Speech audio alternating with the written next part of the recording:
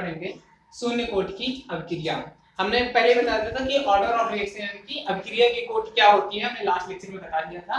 तो हमारे सिलेबस में भी दो है, शून्य कोटि की अभिक्रिया और प्रथम कोटि की अभिक्रिया, यानी कि जीरो ऑर्डर का रिएक्शन है और फर्स्ट ऑर्डर का रिएक्शन है। तो जीरो ऑर्डर रिएक्शन की हम बात करते हैं।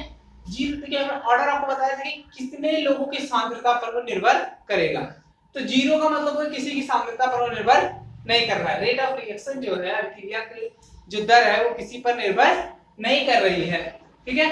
तो यहाँ पे हम हिंदी में लिखेंगे अपना थ्योरी कि माना एक अभिकारक A है जो कि B उत्पाद में बदल रहा है।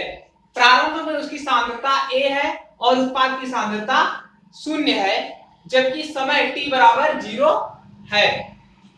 कुछ समय बाद यानी कि t बराबर t, आप लिखें कुछ समय बाद यानी कि t बराबर t में x सांद्रता, अभिकारक की x सांद्रता उत्पाद में बदल जाती है। तो अब देखिए x सांद्रता यहां बदल गई तो टोटल A थी, तो x अगर घट गई तो A माइनस x यहां बचेगा, ठीक है।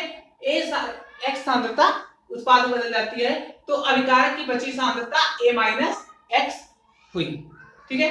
अब उसके बाद आगे आप लिखेंगे ये रिएक्शन, यहां तक आपने लिख लिया।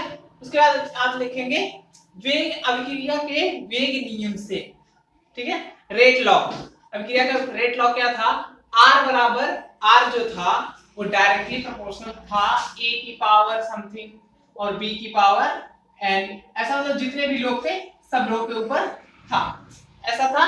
तो हमने इसको प्रोपोर्शनलिटी बताने के लिए प्रोपोर्शनलिटी कांस्टेंट लगाया था लास्ट लेक्चर में शायद, या फिर उसके पहले हमने बता दिया था।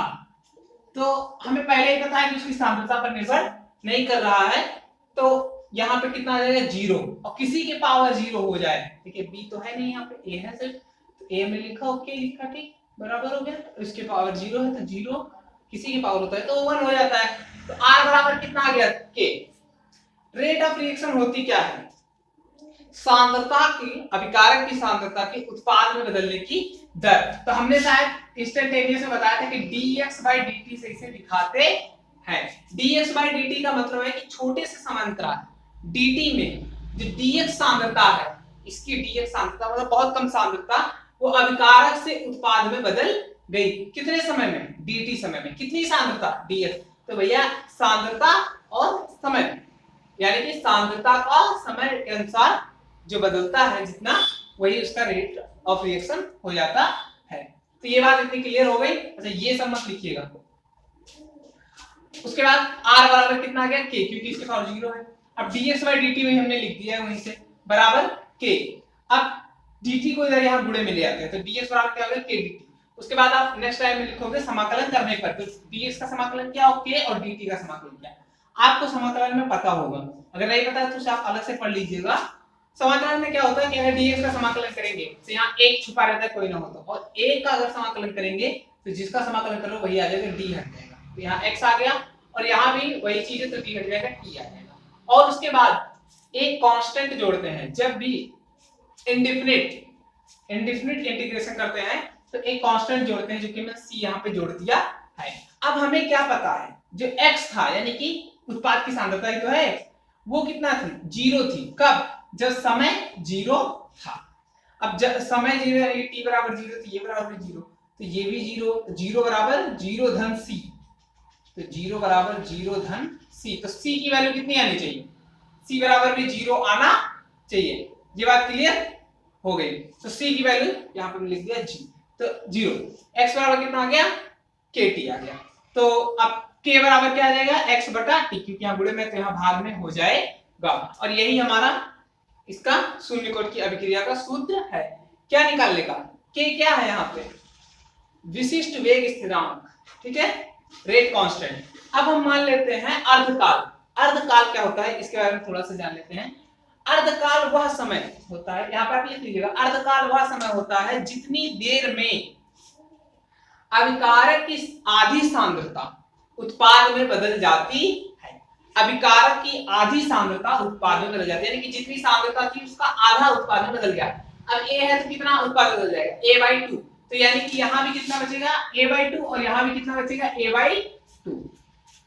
A/2 दोनों तरफ हो जाए तो आधा आधा दोनों तरफ हो जाएगा, या फिर एक और दोनों तरफ बराबर बराबर सांद्रता हो जाएगी।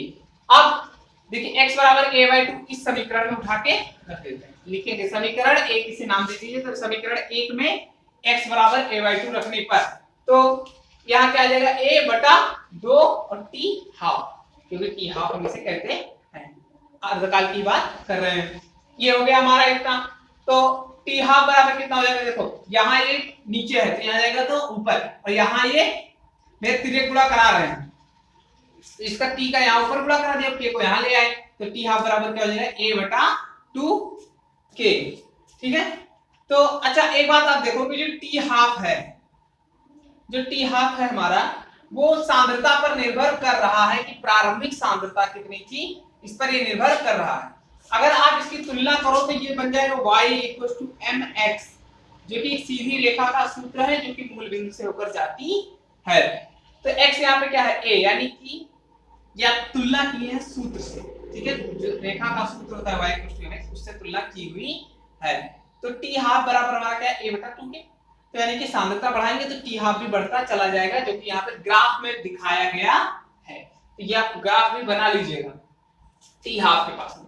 उसके पहले ये वाला ग्राफ बनाएंगे, इसके बारे में समझा रहे हैं। तो t हाफ के साथ क्या देख रहे हैं कि हमारा जैसे जैसे कंसंट्रेशन यानी कि सांद्रता बढ़ाएंगे t हाफ भी बढ़ता चला जाएगा। उसका स्लोप कितना होगा, a को हटा दीजिए, जितना बच रहा है उतना स्लोप हो गया 1/2 के। अब यहाँ बात कर लेते हैं रेट ऑफ रिएक्शन की और कंसंट्रेशन की। तो देखिए जो कंसंट्रेशन है वो हमने कहा था कि रेट ऑफ रिएक्शन जो है वो कंसंट्रेशन पे कोई निर्भर नहीं करेगा। अब कंसंट्रेशन को कुछ भी बदलो तो रेट ऑफ रिएक्शन जितना था उतना ही रहेगा। तो देखो रेट ऑफ रिएक्शन वाली जो रेखा है उस पे कोई परिवर्तन नहीं कर रहे हैं और कंसंट्रेशन को हम बदल रहे हैं, यानी कि ये जीरो कंसंट्रेशन था और इसको हम बढ़ाते जा रहे हैं, लेकिन जो रेट ऑफ रिएक्शन है, अभिक्रिया की जो दर है वो नहीं बदल रही है। तो ये शून्य कोटि की अभिक्रिया पूरी तरह आपकी हो गई। अब अगले लेक्चर में हम प्रथम कोटि की अभिक्रिया पढ़ेंगे।